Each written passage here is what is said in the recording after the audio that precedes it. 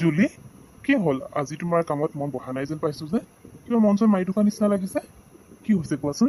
মায়ে তোমাক কিবা ক'লে নেকি? নে বেলেগ কিবা কথাৰ কাৰণে তোমাৰ মন বেয়া হৈ আছে? মোক তুমি আজিকালি একো কথাই নোকোৱা যে। কোৱা আকৌ কি হ'ল? তুমি ঠিকেই কৈছা ৰাজীৱ। মোৰ আজি কামত একেবাৰে মন নবহিছে। মানে মন চনবোৰ ভাল লাগি থকা নাই আকৌ। বেলেগ একো হোৱা নাই। আৰু তোমাক ক'বলৈ মই আজি তোমাক লগ পাইছোহে। এইকেইদিনচোন অহাই নাছিলো। আচলতে বিহুৰ কথাটো মানে আমাৰ লগত যি হ'ল সেই কথাটো যেতিয়াৰ পৰা মায়ে গম পালে নহয়, তেতিয়াৰ পৰা মা একেবাৰে কিবাই কৰি আছে। মোক বিহুৰ লগত কথা পাতিবলৈও নিদিয়ে, তাইৰ লগত ক'বলৈ যাবলৈ দিয়াটো দূৰৰে কথা। মানে একদম তাইৰ পৰা আঁতৰি থাকিবলৈ কৈছে। এতিয়া তুমি জানা নহয়, পিহু আৰু নিতা এই দুজনী মোৰ বহুত ভাল ফ্ৰেণ্ড, মানে বেষ্ট ফ্ৰেণ্ড বুলি জানাইচোন। এতিয়া মই মোৰ বেষ্ট ফ্ৰেণ্ডক বাৰু কেনেকৈ এৰিলোঁ তুমি কোৱাচোন? মায়ে আকৌ মোক পিহুৰ লগ এৰিবলৈ কৈ আছে।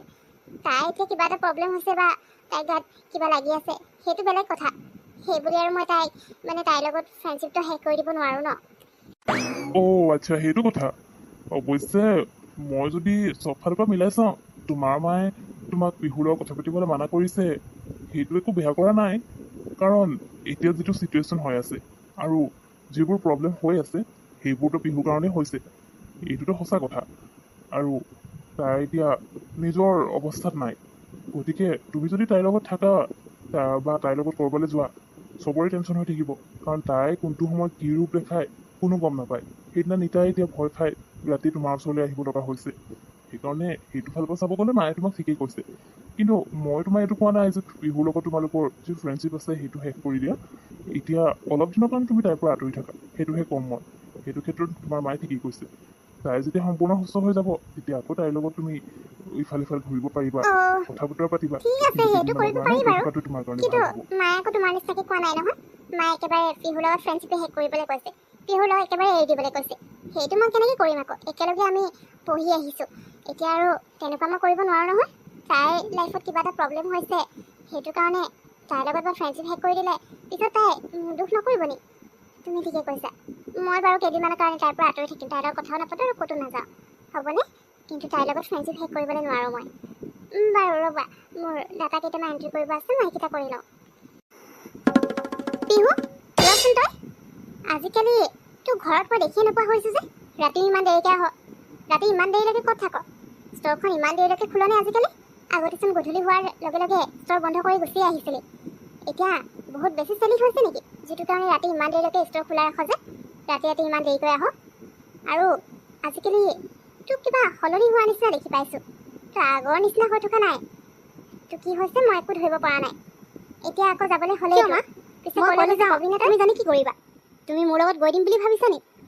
আৰু তুমি যে কৈছা ষ্ট'ৰখনৰ কথা, কিয় তুমিয়ে কোৱা নাছিলা জানো ষ্ট'ৰখন ভালকৈ আগবঢ়াই লৈ যাবলৈ? এতিয়া যেতিয়া নেকি মই মোৰ কামবোৰ কৰিবলৈ জনা হৈছোঁ অকলে, ষ্ট'ৰখন আগুৱাই নিবৰ কাৰণে কামবোৰ কৰি আছোঁ, দেৰিলৈকে কৰিব লগা হৈ যায়। তাত তোমাৰ কিবা প্ৰব্লেম হৈছে নেকি? তুমি যে এনেকৈ কথা কৈছা মোক। আৰু মই এতিয়া ক'ৰবালৈ গৈছোঁ, মোৰ কাম অলপ আছে, সেইকাৰণে ওলাই যাব লৈছোঁ। তুমি ইমান ইনকুৱাৰী কৰি আছা যে? তোমাৰ ছোৱালীৰ ওপৰত হ'বলৈ বিশ্বাস নাই তোমাৰ। আৰু এটা কথা, ষ্ট'ৰখন গোটেই দায়িত্ববোৰ যেতিয়া মোৰ আছে, গতিকে মই ষ্ট'ৰখনৰ কাম কেনেকৈ কি কৰোঁ, কেতিয়া বন্ধ কৰোঁ, সেইটো মোৰ ওপৰত কথা। তুমি ইয়াত মাত নামাতিলে মই ভাল পাম। কি কি ক'লি তই? তোৰ হৈছে কি পিহু? তই আজি মোৰ লগত এনেকৈ কথা পাতিছ যে?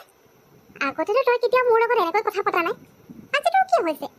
এনেকুৱা লাগিছে মই মোৰ ছোৱালী পিহুৰ লগত নহয়, বেলেগ কাৰোবাৰ লগতহে কথা পাতি আছোঁ। তই কেতিয়াৰ পৰা এনেকুৱা অভদ্ৰামি কৰা হলি? সেই ষ্ট'ৰখন তোৰ নামত খুলি দিছোঁ মই। সম্পূৰ্ণ দায়িত্ব তোৰ ওপৰত থাকিব পাৰে। কিন্তু সেই ষ্ট'ৰখনত যিমান যি খৰচ হৈছে সেইখন খুলিবৰ কাৰণে, সেই গোটেইবোৰ টকা মই দিছোঁ, তই দিয়া নাই। মাত্ৰ তোৰ নামত সেইখন খুলিহে দিছোঁ, তই যাতে কিবা এটা কৰিব পাৰ। আৰু তই এতিয়া মোক এনেকৈ কথা ক'বলৈ আহিছ? তোক মই সন্দেহ কৰা নাই, কিন্তু আজিকালি তোক ঘৰত দেখিয়ে নাপাওঁ। আহিবি যাবি, আহিবি যাবি, ক'লে যাওঁ সেইটোহে জানিব বিচাৰিছোঁ। মই ক'লে গৈছোঁ, এনেকৈ কথা অহা যোৱা কৰি থাকোঁ, সেইবোৰ ক'ব লাগে বুলি তোমাক মই জৰুৰী নাভাবোঁ, আৰু মই ক'ব বিচৰা নাই। গতিকে এতিয়া আৰু মোক কুৱেশ্যনছ কৰি নাথাকিবা।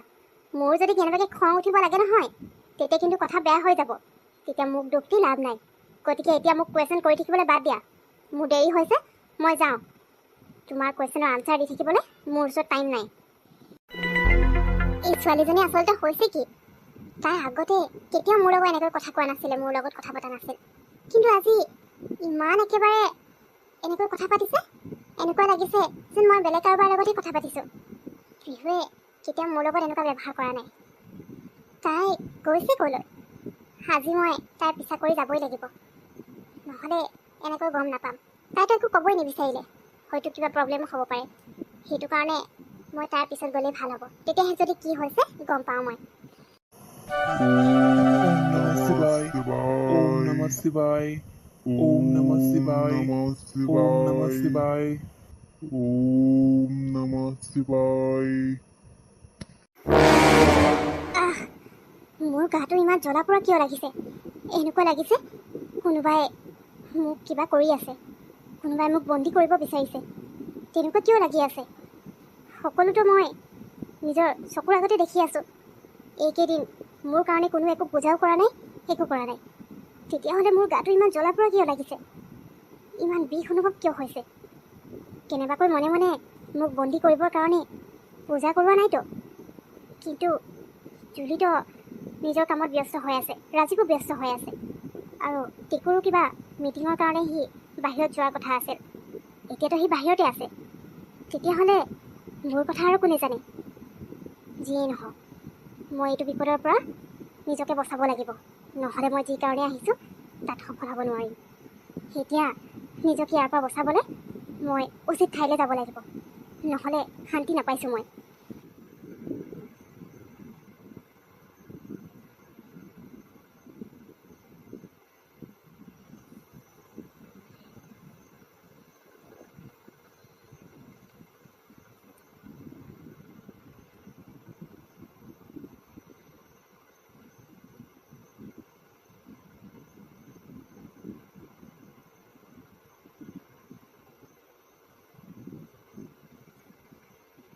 তাই ক'লৈ গৈছে? ইয়াত কিয় ৰৈ আছে? নে কাৰোবাক মনে মনে লগ কৰিবলৈ যায়? কি কৰি আছে বাৰু তাই? পিহু, তই ইয়ালৈ কিয় আহিছ? মই ভাবিলোঁ তই কাৰোবাক লগ কৰিব গৈছে বুলি, কিন্তু ইয়াত কোনোবা মানুহ এনেকৈ আহেনে? তই ইয়াত কি কৰিছ? কি কৰিবলৈ আহিছ ইয়ালৈ? তই ইয়ালৈ কিয় আহিলি? ইয়ালৈতো তই আহি গলি, কিন্তু ইয়াৰ পৰা তই ঘূৰি যাবলৈ নাপাৱ। তই বহুত ডাঙৰ ভুল কৰি দিলি, মোৰ পিছে পিছে ইয়ালৈকে গুচি আহিলি। এতিয়া যেতিয়া নেকি তই সকলো গম পাই গলি, তোক আৰু ইয়াৰ পৰা মই ঘূৰি যাবলৈ নিদিওঁ। কাৰণ তই ইয়াৰ পৰা যোৱা মানে মই মোৰ কামত বিফল হোৱা, আৰু সেয়া মই কেতিয়াও নিবিচাৰোঁ। তই ইয়ালৈ আহি বহুত ডাঙৰ ভুল কৰিলি। তই পিহু, মই তোৰ মা হয়। তই মোৰ লগত এনেকৈ তই কথা পাতিছ যে, আৰু এইবোৰ কি কৈ আছ তই? তই মোক ইয়াৰ পৰা ঘূৰি যাবলৈ নিদিয়? তই হয় কোন? তই মোৰ পিহু নহয়। কোন হয় তই? আৰু সেইবোৰ তই কি কৰি আছ? তই যিয়ে কৰি নাথাক কিয়, মই তোক সফল হ'বলৈ নিদিওঁ। তই মোৰ ছোৱালীৰ গাৰ পৰা ভালে ভালে গুচি যা, নহ'লে কিন্তু তোক মই এৰি দিয়াত নাই। আমি আমাৰ পূজাত সফল হ'লোঁ। মই সেই দুষ্ট আত্মাটো বন্দী কৰি ল'লোঁ। তেতিয়াৰ পৰা আৰু সেই আত্মাটোৱে তোমালোকক কেতিয়াও আমনি কৰিব নোৱাৰে। এতিয়া তুমি তোমাৰ বান্ধৱীৰ ওচৰলৈ যোৱা। তাই এতিয়া হয়তো ইমানো সুস্থ হৈ থকা নাই, কাৰণ ইমান দিনে তাই গাত বেলেগ কোনোবাই সোমাই আছিল। সেইকাৰণে তাইক এতিয়া মেডিকেল লৈ যাবা। বাকী এসপ্তাহৰ পিছত সকলো ঠিক হৈ যাব। এতিয়া চিন্তা আপোনাৰ কোনো বহুত কাৰণ নাই। বহুত ধন্যবাদ বাবা। আপোনাৰ কাৰণে আজি মই মোৰ বান্ধৱীক বচাব পাৰিলোঁ, নহ'লে মই সকলো আশা বাদ দিছিলোঁ। আপোনাক কি বুলি যে ধন্যবাদ জনাম। ঠিক আছে, মই এতিয়া আহিছোঁ বাবা।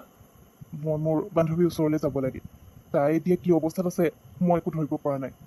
সকলো ঠিক হৈ গ'ল যে সিমানেই মোৰ কাৰণে যথেষ্ট। আহিছোঁ দিয়ক।